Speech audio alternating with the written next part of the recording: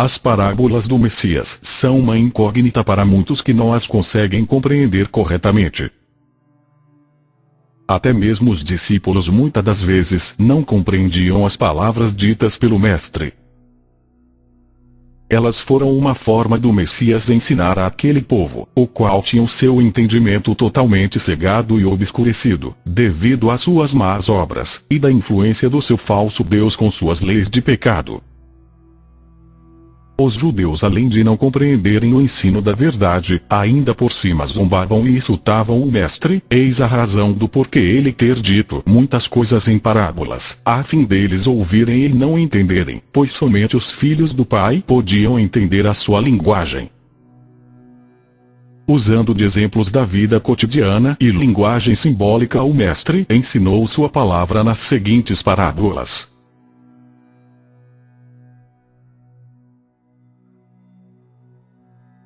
Aquele, pois, que ouve estas minhas palavras e as põe em prática, é semelhante a um homem prudente, que edificou sua casa sobre a rocha. Caiu a chuva, vieram as enchentes, sopraram os ventos e investiram contra aquela casa. Ela, porém, não caiu, porque estava edificada na rocha. Mas aquele que ouve as minhas palavras e não as põe em prática, é semelhante a um homem insensato, que construiu sua casa na areia. Caiu a chuva, vieram as enchentes, sopraram os ventos e investiram contra aquela casa. Ela caiu e grande foi a sua ruína. Esta parábola se refere a dois tipos de pessoas: a que ouve a palavra do Messias e as põe em prática. Esta é a pessoa que tem fé, perseverança e vive através do Messias, e não se deixa afligir, e nem é atingido pelas tempestades, representada pelas aflições e tentações do mundo, mas se mantém firme, pois seu fundamento de vida é a palavra do Messias. Já a outra é o homem insensato, o qual ouve a palavra e não as põe em prática, e nem se mantém na fé. Assim é atingido e abalado pela tentação ou tempestade que o mundo a aflige, como não tem fundamento, ou seja, é fraco na fé. Esta pessoa simplesmente desaba perante as aflições e pecados.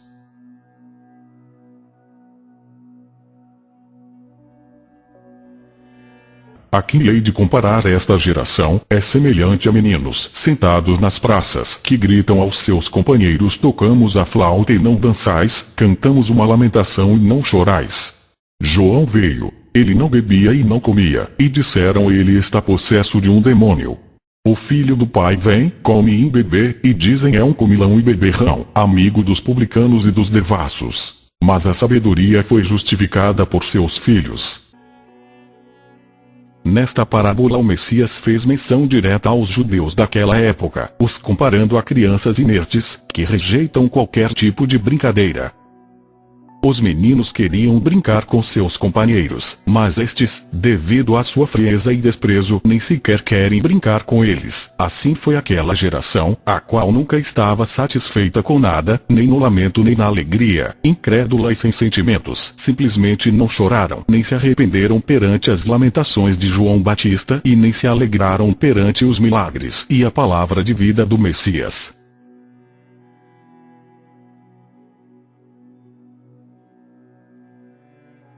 E quando o espírito imundo tem saído do homem, anda por lugares áridos, buscando repouso, e não o encontra. Então diz: voltarei para minha casa donde saí, e, voltando, acha desocupada, varrida e adornada. Então vai, e leva consigo outros 7 espíritos piores do que ele, e, entrando, habitam ali. São os últimos atos desse homem piores do que os primeiros. Assim acontecerá também a esta geração má.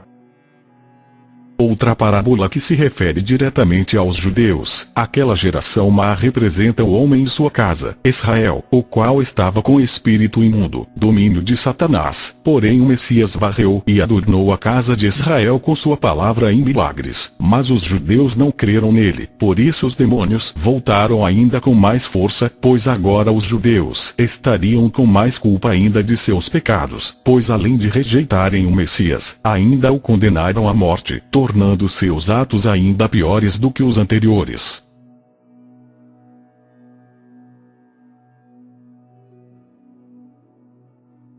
E falou-lhe de muitas coisas por parábolas, dizendo: eis que o semeador saiu a semear. E, quando semeava, uma parte da semente caiu ao pé do caminho, e vieram as aves, e comeram-na. E outra parte caiu em pedregais, onde não havia terra bastante, e logo nasceu, porque não tinha terra funda. Mas, vindo o sol, queimou-se, e secou-se, porque não tinha raiz. E outra caiu entre espinhos, e os espinhos cresceram, e sufocaram-na. E outra caiu em boa terra, e deu fruto, um a 100, outro a 60 e o outro a 30.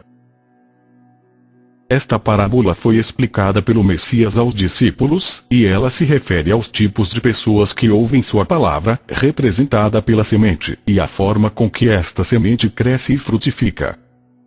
Ouvindo alguém a palavra do reino, e não a entendendo, vem um maligno, e arrebata o que foi semeado no seu coração. Este é o que foi semeado ao pé do caminho. Estas são as pessoas incrédulas, sem fé. Porém o que foi semeado em pedregais é o que ouve a palavra, e logo a recebe com alegria, mas não tem raiz em si mesmo, antes é de pouca duração. E, chegada a angústia e a perseguição por causa da palavra, logo se ofende. São as pessoas fracas de espírito, que negam o Messias perante a perseguição e aflições.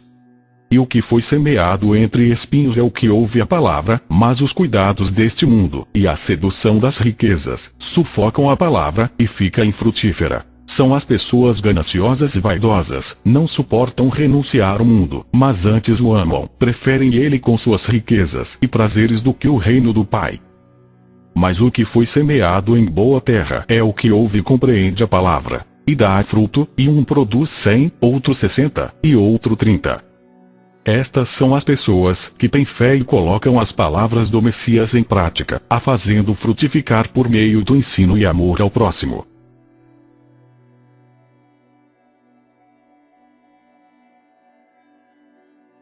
Propôs-lhes outra parábola, dizendo: o reino dos céus é semelhante ao homem que semeia boa semente no seu campo.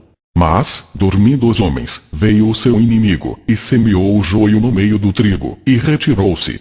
E, quando a erva cresceu e frutificou, apareceu também o joio. E os servos do pai de família, indo ter com ele, disseram-lhe: Senhor, não semeaste tu no teu campo boa semente? Porque tem então joio? E ele lhes disse: um inimigo a quem fez isso. E os servos lhe disseram: queres pois que vamos arrancá-lo? Porém ele lhes disse: não, para que ao colher o joio não arranqueis também o trigo com ele. Deixai crescer ambos juntos até a ceifa. E, por ocasião da ceifa, direi aos ceifeiros: colhei primeiro o joio, e atai-o em molhos para o queimar, mas o trigo ajuntai-o no meu celeiro. Esta parábola também fora explicada pelo Messias aos discípulos. O que semeia a boa semente é o Messias. O campo é o mundo, e a boa semente são os filhos do reino, e o joio são os filhos do maligno. O inimigo, que o semeou, é o diabo, e a ceifa é o fim do mundo, e os ceifeiros são os anjos.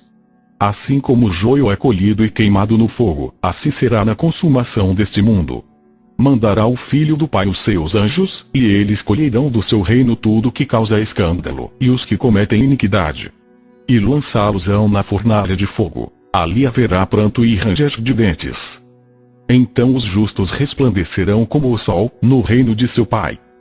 Quem tem ouvidos para ouvir, ouça.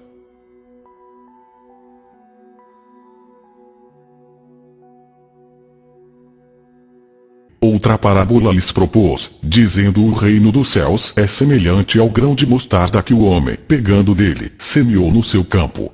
O qual é realmente a mais pequena de todas as sementes. Mas, crescendo, é a maior das plantas, e faz-se uma árvore, de sorte que vêm as aves do céu, e se aninham nos seus ramos.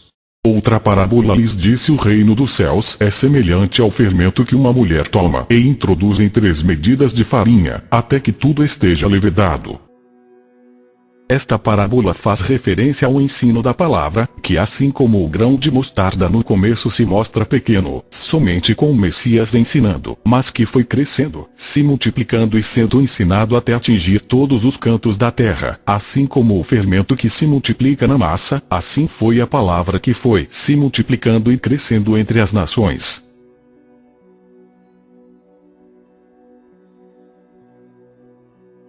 Também o reino dos céus é semelhante a um tesouro escondido num campo que um homem achou e escondeu. E, pelo gozo dele, vai, vende tudo quanto tem, e compra aquele campo. Outro sim, o reino dos céus é semelhante ao homem, negociante, que busca boas pérolas. E, encontrando uma pérola de grande valor, foi, vendeu tudo quanto tinha, e comprou-a. Esta parábola significa que o reino dos céus é o maior tesouro que pode ser encontrado, e uma vez que é encontrado se vende tudo, ou seja, se renuncia a tudo desse mundo para obtê-lo, pois sabe-se que nada é tão valioso quanto o reino dos céus.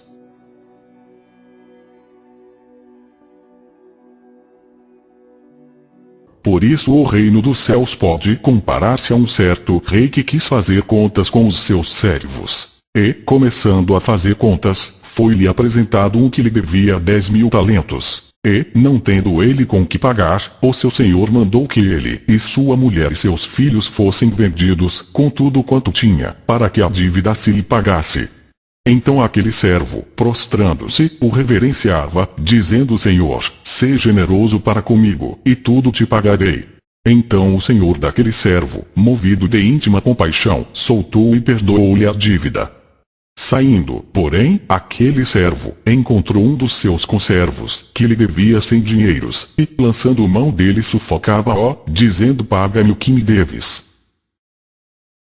Então o seu companheiro, prostrando-se a seus pés, rogava-lhe, dizendo: Sê generoso para comigo, e tudo te pagarei. Ele, porém, não quis, antes foi encerrá-lo na prisão, até que pagasse a dívida.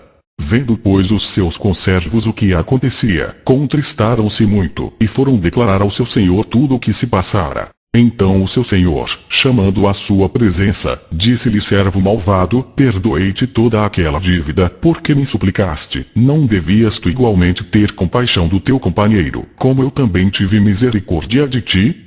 E, indignado, o seu senhor o entregou aos atormentadores, até que pagasse tudo o que devia.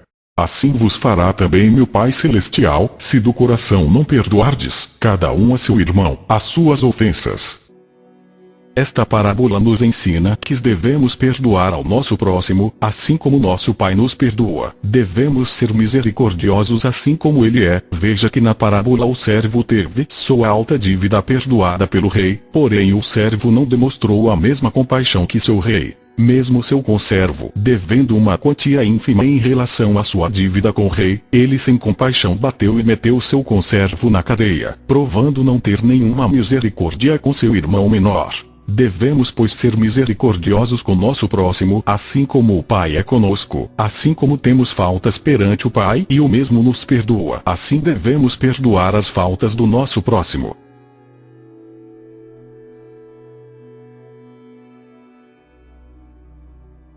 Com efeito, o reino dos céus é semelhante a um pai de família que saiu ao romper da manhã, a fim de contratar operários para sua vinha. Ajustou com eles 1 denário por dia e enviou-os para sua vinha. Cerca da 3ª hora, saiu ainda e viu alguns que estavam na praça sem fazer nada. Disse-lhes ele: Ide também vos para a minha vinha e vos darei o justo salário. Eles foram. À 6ª hora saiu de novo e igualmente pela 9ª hora, e fez o mesmo. Finalmente, pela 10ª hora, encontrou ainda outros na praça e perguntou-lhes: Por que estáis todo o dia sem fazer nada? Eles responderam: É porque ninguém nos contratou. Disse-lhes ele: Então, ide-vos também para minha vinha. Ao cair da tarde, o senhor da vinha disse a seu feitor: Chama os operários e paga-lhes, começando pelos últimos até os primeiros. Vieram aqueles da 10ª hora e receberam cada qual 1 denário. Chegando por sua vez os primeiros, julgavam que haviam de receber mais. Mas só receberam cada qual 1 denário. Ao receberem, murmuravam contra o pai de família, dizendo: Os últimos só trabalharam 1 hora, e deste-lhes tanto como a nós, que suportamos o peso do dia e do calor. O senhor, porém, observou a um deles: Meu amigo, não te faço injustiça. Não contrataste comigo 1 denário. Toma o que é teu e vai-te. Eu quero dar a este último tanto quanto a ti. Ou não me é permitido fazer dos meus bens o que me apraz. Porventura vês com maus olhos que eu seja bom. Assim, pois, os últimos serão os primeiros e os primeiros serão os últimos. Muitos serão os chamados, mas poucos os escolhidos. Nesta parábola o Messias nos ensina que seu reino é igualitário, não existe vantagens para um ou para outro, mas todos que ensinaram ou aceitaram a palavra nesse mundo receberão sua parte, não por tempo, mas qualquer operário que aceita o convite para o trabalho na vinha, não importa o quão tarde do dia, receberá uma recompensa igual com aqueles que foram fiéis por mais tempo. Tanto os profetas como os discípulos não são maiores que os últimos irmãos que entrarem no reino na última hora. Estes ainda serão os primeiros a verem o Messias ressurgir com seus anjos no último dia, por isso que os últimos serão os primeiros.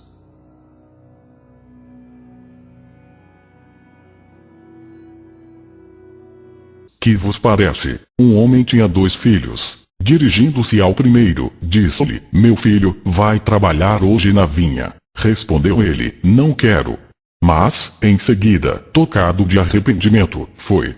Dirigindo-se depois ao outro, disse-lhe a mesma coisa. O filho respondeu: Sim, pai.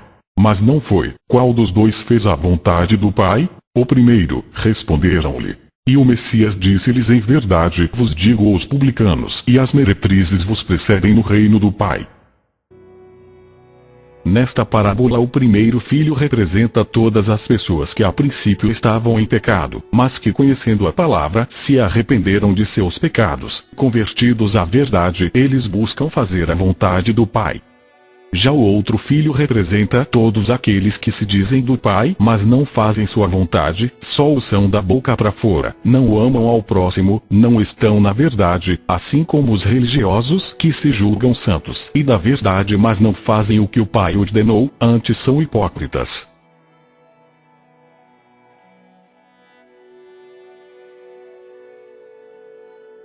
Ouvi outra parábola. Havia um pai de família que plantou uma vinha. Cercou-a com uma sebe, cavou um lagar e edificou uma torre. E, tendo-a arrendado a lavradores, deixou o país. Vindo o tempo da colheita, enviou seus servos aos lavradores para recolher o produto de sua vinha. Mas os lavradores agarraram os servos, feriram um, mataram o outro e apedrejaram o terceiro. Enviou outros servos em maior número que os primeiros, e fizeram-lhes o mesmo. Enfim, enviou seu próprio filho, dizendo: hão de respeitar meu filho. Os lavradores, porém, vendo o filho, disseram uns aos outros: eis o herdeiro. Matemo-lo e teremos a sua herança. Lançaram-lhe as mãos, conduziram-no para fora da vinha e o assassinaram. Pois bem, quando voltar o senhor da vinha, que fará ele àqueles lavradores? Responderam-lhe: mandará matar sem piedade aqueles miseráveis e arrendará sua vinha a outros lavradores que lhe pagarão o produto em seu tempo. Esta parábola se refere diretamente aos judeus, aos quais foram enviados vários servos, que são os profetas, mas estes foram apedrejados, agarrados e mortos. Por fim o pai mandou seu filho, mas os judeus não o respeitaram nem o ouviram, antes o assassinaram. Por isso a vinha, a salvação, foi tirada daquele povo para dar a outros trabalhadores, todos os povos, e quando o Messias voltar, este dará a condenação aos judeus.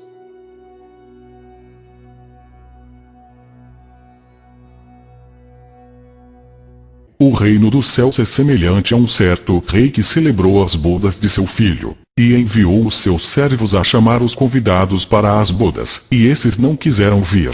Depois, enviou outros servos, dizendo: dizei aos convidados: eis que tenho o meu jantar preparado, os meus bois e cevados já mortos, e tudo já pronto, vinde às bodas. Eles, porém, não fazendo caso, foram, um para o seu campo, outro para o seu negócio, e os outros, apoderando-se dos servos, os ultrajaram e mataram. E o rei, tendo notícia disto, encolerizou-se, enviando os seus exércitos, destruiu aqueles homicidas, incendiou a sua cidade. Então diz aos servos: as bodas, na verdade, estão preparadas, mas os convidados não eram dignos. Ide, pois, às saídas dos caminhos, e convidai para as bodas a todos os que encontrardes. E os servos, saindo pelos caminhos, ajuntaram todos quantos encontraram, tanto maus como bons. E a festa nupcial foi cheia de convidados.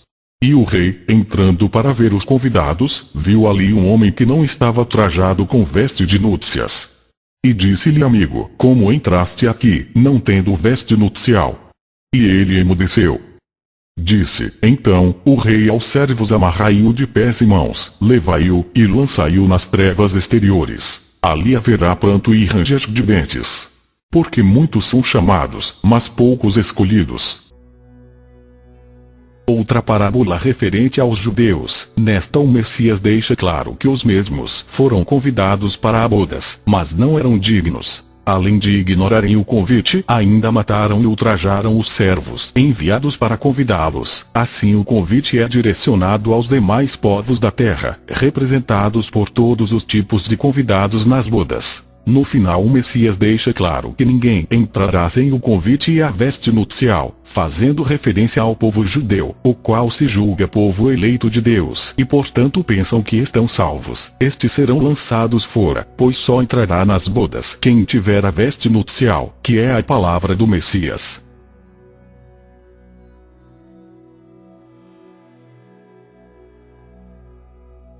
Aprendei, pois, esta parábola da figueira: quando já os seus ramos se tornam tenros e brotam folhas, sabeis que está próximo o verão. Igualmente, quando virdes todas estas coisas, sabei que ele está próximo, às portas. Parábola referente à tribulação. Assim como o brotar das folhas da figueira indicam que o verão está próximo, assim o Messias quis se referir que quando começarem os sinais, como rumores de guerras, cataclismos, falsos messias, dentre outras, é alerta que o fim está próximo. É preciso ficar sempre atento aos sinais, vigilante.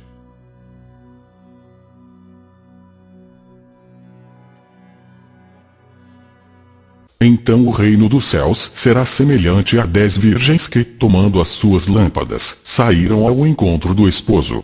E 5 delas eram prudentes, e 5 loucas. As loucas, tomando as suas lâmpadas, não levaram azeite consigo, mas as prudentes levaram azeite em suas vasilhas, com as suas lâmpadas. E, tardando o esposo, tosquenejaram todas, e adormeceram. Mas à meia-noite ouviu-se um clamor: aí vem o esposo, saí-lhe ao encontro. Então todas aquelas virgens se levantaram, e prepararam as suas lâmpadas. E as loucas disseram às prudentes: dai-nos do vosso azeite, porque as nossas lâmpadas se apagam. Mas as prudentes responderam, dizendo: não seja caso que nos falte a nós e a vós, ide antes aos que o vendem, e comprai-o para vós. E, tendo elas ido comprá-lo, chegou o esposo, e as que estavam preparadas entraram com ele para as bodas, e fechou-se a porta. E depois chegaram também as outras virgens, dizendo: Senhor, Senhor, abre-nos. E ele, respondendo, disse: em verdade vos digo que vos não conheço. Vigiai, pois, porque não sabeis o dia nem a hora em que o Filho do Homem há de vir. As 10 virgens representam as pessoas que ouviram a verdade nos últimos tempos, mas 5 delas, a metade, são prudentes. Estas, na espera do noivo, levaram azeite, que é a palavra do Messias, a qual mantém a fé de sua lâmpada acesa. As loucas, porém, não levaram azeite, ou seja, não aguardam a vinda do noivo firme na sua palavra, e assim deixa sua fé se apagar. Estas são os irmãos que se deixam enganar por falsas doutrinas e ensinos e as vaidades do mundo, que o fazem assim perderem o azeite. Por isso devemos sempre manter a palavra do Messias guardada no nosso entendimento, a fim de manter a fé acesa até sua vinda.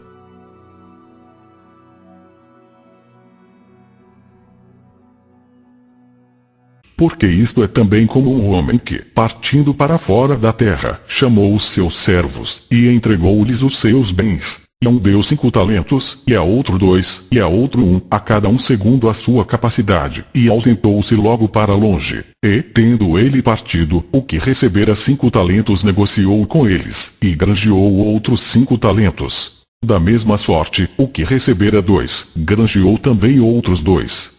Mas o que recebera 1, foi e cavou na terra e escondeu o dinheiro do seu senhor.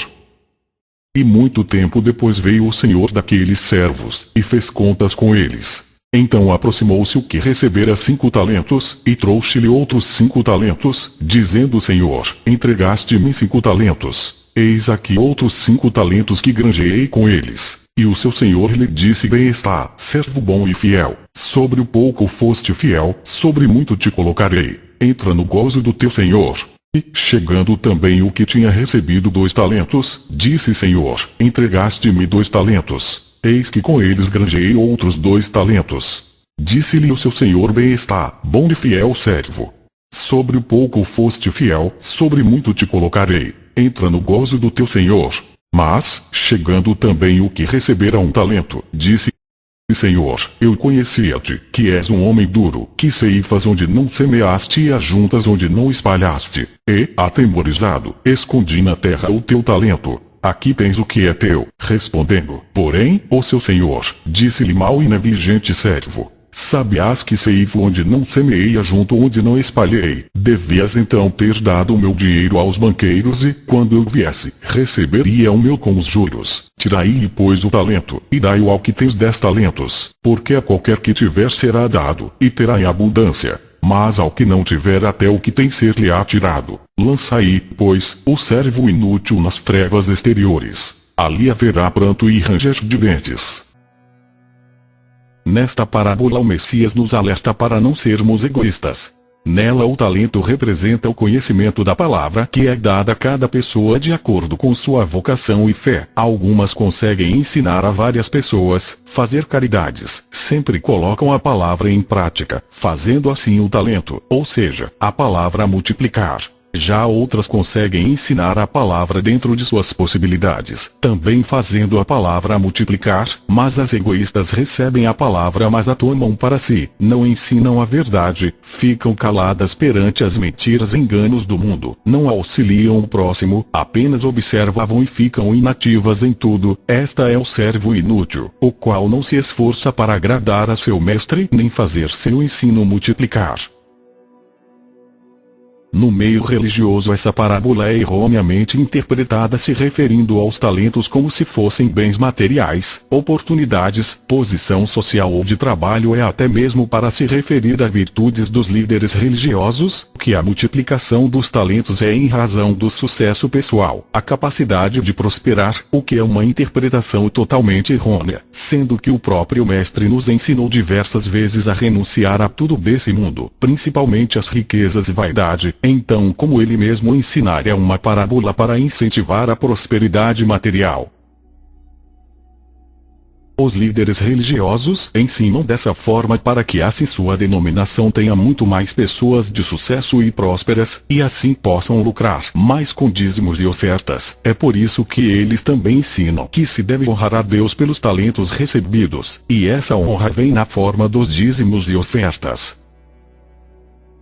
Os talentos multiplicados representam o ensino do mestre sendo multiplicado. No momento que você ouve a palavra e a põe em prática, ensina a seu irmão, auxilia um necessitado, dá o que comer a um faminto, veste um nu, etc. Esses são os talentos multiplicados. Já o servo inútil é aquele que ouve a palavra, mas não faz nada pelo próximo, apenas toma a palavra para si, assim como os religiosos fazem. Estes se julgam ou salvos, mas suas atitudes perante o próximo são nulas, não amam o próximo, não socorrem o necessitado, só buscam a palavra para unicamente se salvarem. Este é o servo inútil. Assim como o servo inútil escondeu o talento na terra, acreditando que seu senhor não precisava de mais acréscimo, pois julgava que o mesmo ajuntava onde não plantava. Assim são os religiosos, os quais não fazem nada pelo próximo, pois acreditam que é função unicamente do Pai socorrer e auxiliá-los.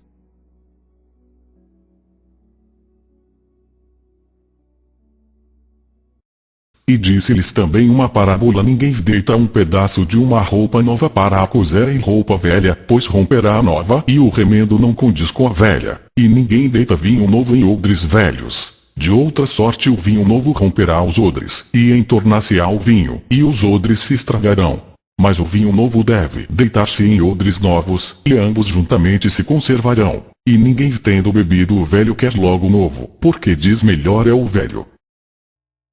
Através dessa parábola o Messias alerta que seu ensino não pode se misturar com os antigos ensinos judaicos. No primeiro exemplo, o pedaço de roupa nova, representando sua palavra, se costurado à roupa velha, representando a doutrina judaica, se rompe, pois a verdade do Messias rasga a mentira daquele falso Deus e sua doutrina diabólica. Por isso não devemos misturar o Velho Testamento com a doutrina do Mestre, assim também é o vinho. O vinho novo não se coloca em odres velhos, sua palavra não se aplica às leis judaicas, por isso que ele diz que quem bebeu o velho não quer o novo, ou seja, os judeus que só bebiam da antiga doutrina de Moisés não queriam a nova do Messias.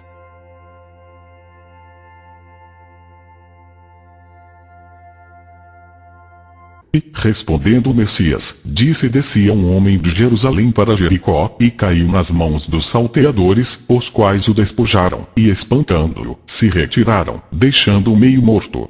E, ocasionalmente descia pelo mesmo caminho certo sacerdote, e, vendo-o, passou de largo. E de igual modo também um levita, chegando àquele lugar, e, vendo-o, passou de largo. Mas um samaritano, que ia de viagem, chegou ao pé dele, vendo-o, moveu-se de íntima compaixão.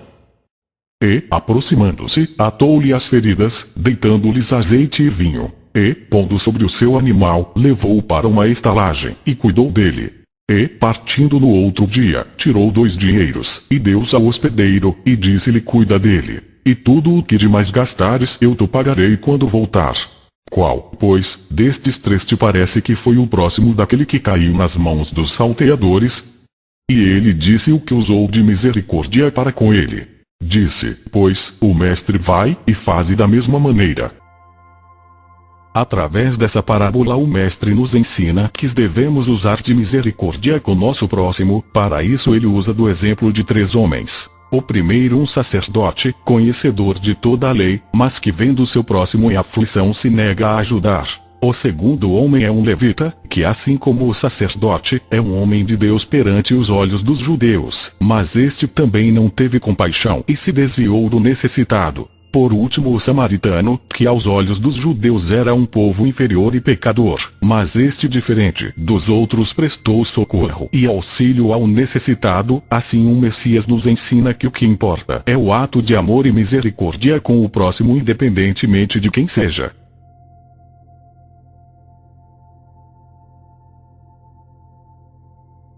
Em seguida, ele continuou: se alguém de vos tiver um amigo, e for procurá-lo à meia-noite, e lhe disser: amigo, empresta-me 3 pães, pois um amigo meu acaba de chegar à minha casa, de uma viagem, e não tenho nada para lhe oferecer.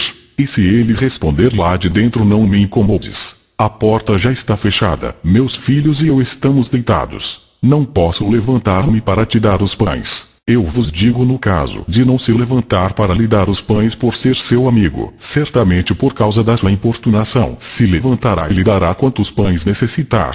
E eu vos digo: pedi, e dar-se-vos-á; buscai, e achareis; batei, e abrir-se-vos-á. Pois todo aquele que pede, recebe; aquele que procura, acha; e ao que bater, se lhe abrirá. O Messias nessa parábola cita um exemplo de como sempre podemos buscar a verdade e o auxílio do Pai. Veja que o amigo não se levanta para dar os pães unicamente por ser amigo do que lhe pede, mas se levanta devido à sua insistência. Ou seja, mesmo os homens, que são maus, e geralmente precisam de alguma motivação para fazer o bem, oferece ajuda a um amigo, ou dá boas dádivas aos filhos. O que esperar então do Pai Celestial, o qual é pura bondade e compaixão? Por isso ele ensina a sempre recorrer ao Pai como auxílio.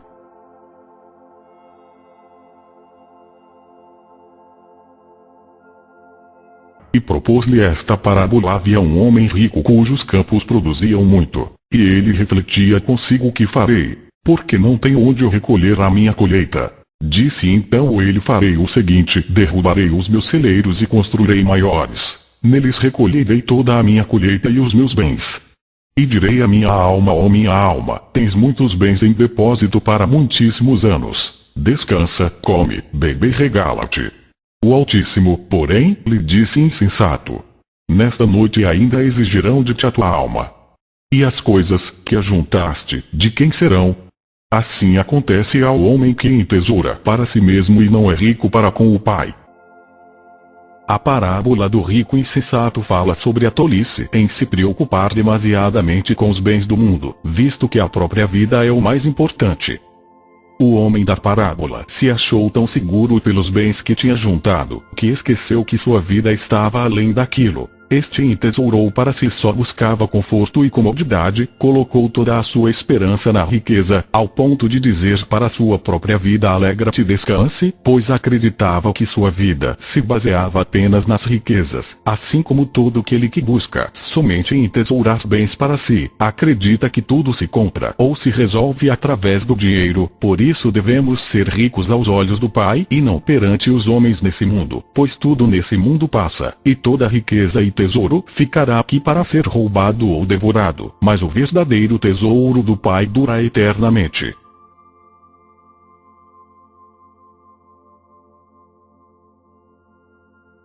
Disse-lhes também esta comparação: um homem havia plantado uma figueira na sua vinha, e, indo buscar fruto, não o achou. Disse ao viticultor: eis que 3 anos há que venho procurando fruto nesta figueira e não o acho. Corta, para que ainda ocupa inutilmente o terreno?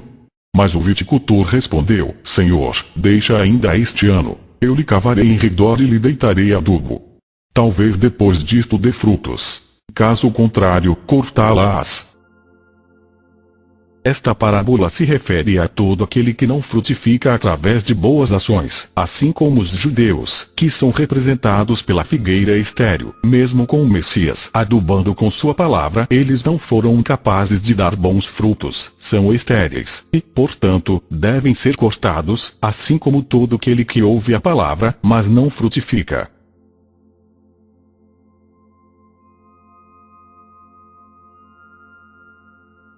Quando fores convidado às bodas, não te sentes no primeiro lugar, pois pode ser que seja convidada a outra pessoa de mais consideração do que tu, e vindo que te convidou, te diga: cede o lugar a este. Terias então a confusão de dever ocupar o último lugar.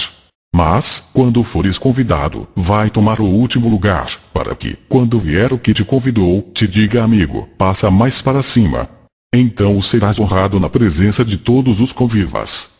Porque todo aquele que se exaltar será humilhado, e todo aquele que se humilhar será exaltado. Dizia igualmente ao que o tinha convidado: quando deres alguma ceia, não convides os teus amigos, nem teus irmãos, nem os parentes, nem os vizinhos ricos. Porque, por sua vez, eles te convidarão e assim te retribuirão. Mas, quando deres uma ceia, convida os pobres, os aleijados, os coxos e os cegos. Serás feliz, porque eles não têm com que te retribuir, mas ser-te-á retribuído na ressurreição dos justos. Nesta parábola o Messias nos ensina a ser humildes, e a fazer o bem sem esperar retribuição. Ninguém deve se exaltar acima dos demais, pois ninguém é maior que seu próximo. Quem busca se exaltar busca se glorificar perante os homens, e portanto será humilhado, pois a glória dos homens é falsa e interesseira. Do mesmo modo o Messias ensina a fazer o bem aos necessitados, pois esses não têm como retribuir, pois a retribuição virá do alto, direto do Pai. Portanto devemos nos tornar grandes aos olhos do Pai e não perante os homens.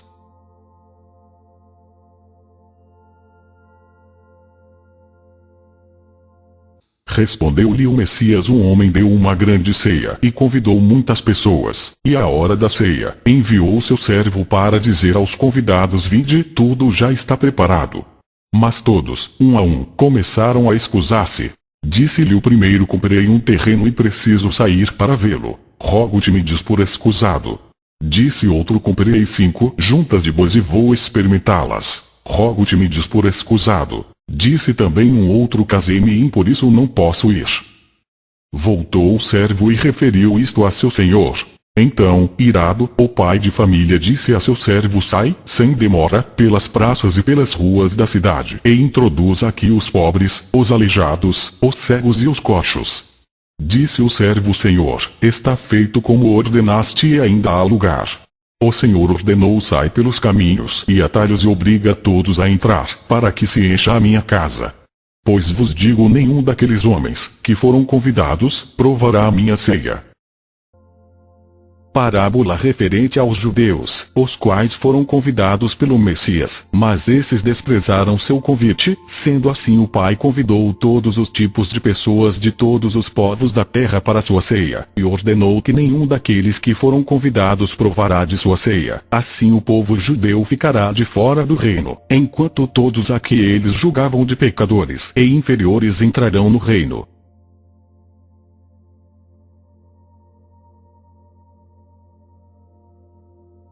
Quem de vós, querendo fazer uma construção, antes não se senta para calcular os gastos que são necessários, a fim de ver se tem com que acabá-la? Para que, depois que tiver lançado os alicerces e não puder acabá-la, todos os que o virem não comecem a zombar dele, dizendo: este homem principiou a edificar, mas não pode terminar. Ou qual é o rei que, estando para guerrear com outro rei, não se senta primeiro para considerar se com 10.000 homens poderá enfrentar o que vem contra ele com 20.000? De outra maneira, quando o outro ainda está longe, envia-lhe embaixadores para tratar da paz. Assim, pois, qualquer um de vos que não renuncia a tudo o que possui não pode ser meu discípulo. O sal é uma coisa boa, mas se ele perder o seu sabor, com que o recuperará? Não servirá nem para a terra nem para adubo, mas lançar-se-á fora. O que tem ouvidos para ouvir, ouça. Essa parábola é direcionada a todos aqueles que têm dúvida e o espírito fraco. São as pessoas que aceitam a palavra, mas como são fracas na fé não têm forças para se manter nela, nem a colocar em prática. Essas pessoas não conseguem renunciar completamente a esse mundo por amor ao Mestre, preferem manter seus bens, manter sua vida, não suportam a perseguição e nem a aflição que lhe possa recair. Por isso o Mestre alerta para esta parábola, para termos certeza de que seremos capazes de aceitar sua palavra e ser seu discípulo ao ponto de renunciar a tudo desse mundo. Da mesma forma é o sal. Se salgar demais um alimento, este será inutilizado, assim como todo aquele que ouve a palavra, mas não renuncia aos pecados do mundo, de nada lhe serve a palavra.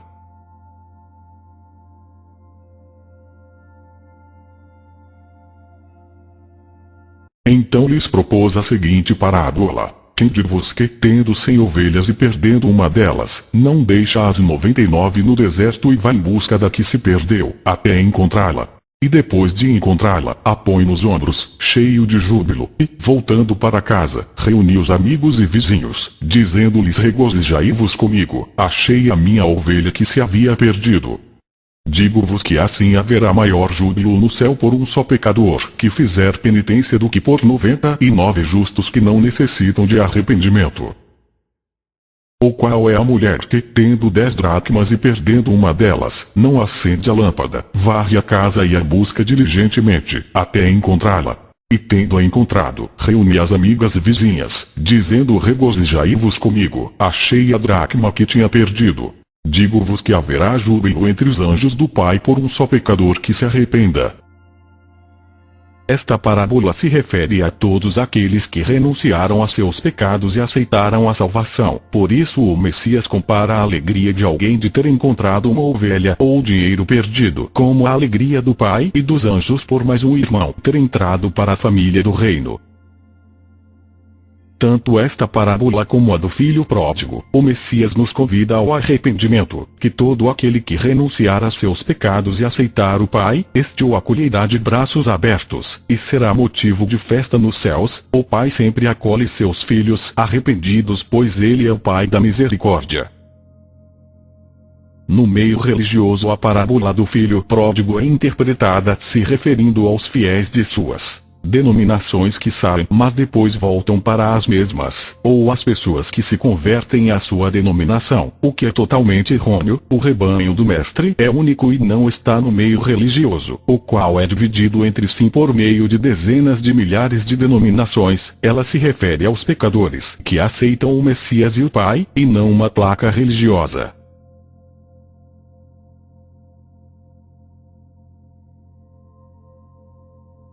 Qual de vós, tendo um servo ocupado em lavrar ou em guardar o gado, quando voltar do campo lhe dirá: vem depressa sentar-te à mesa? E não lhe dirá ao contrário: prepara-me a ceia, cinge-te e serve-me, enquanto como e bebo, e depois disto comerás e beberás tu? E se o servo tiver feito tudo o que lhe ordenara, porventura fica-lhe o Senhor devendo alguma obrigação? Assim também vós, depois de terdes feito tudo o que vos foi ordenado, dizeis: somos servos como quaisquer outros. Fizemos o que devíamos fazer. Através desta parábola o Messias faz uma alegoria de como devemos ter fé. Ao ser interpelado pelos discípulos para que aumentasse a fé deles, nosso mestre então os ensina essa parábola, a qual, usando a comparação de como um empregado faz tudo o que seu senhor ordena, por ser seu trabalho, assim devemos nos portar com nossa fé. É função unicamente nossa termos e mantermos a fé, e não a ter por imposição do Pai, ou por vermos milagres e prodígios, pois o sentido da fé é este: crer sem ter visto, assim como devemos amar e fazer o bem por nossa vontade e amor, e não para nos salvarmos ou esperar recompensa.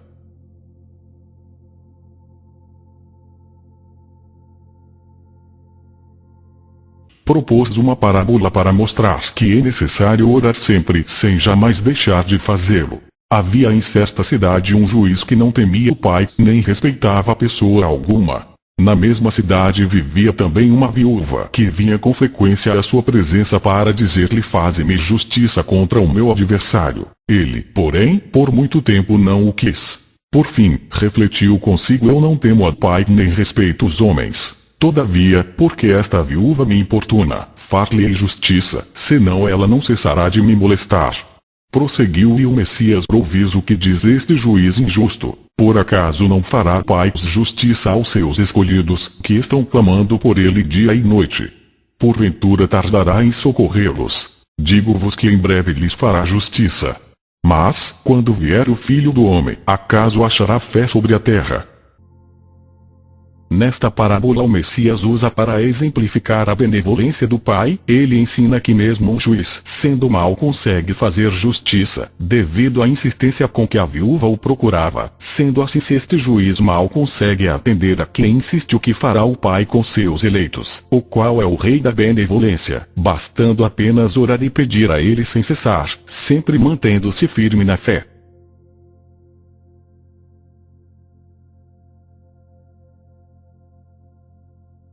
O Messias lhes disse ainda esta parábola a respeito de alguns que se vangloriavam como se fossem justos, e desprezavam os outros. Subiram 2 homens ao templo para orar. Um era fariseu, o outro, publicano.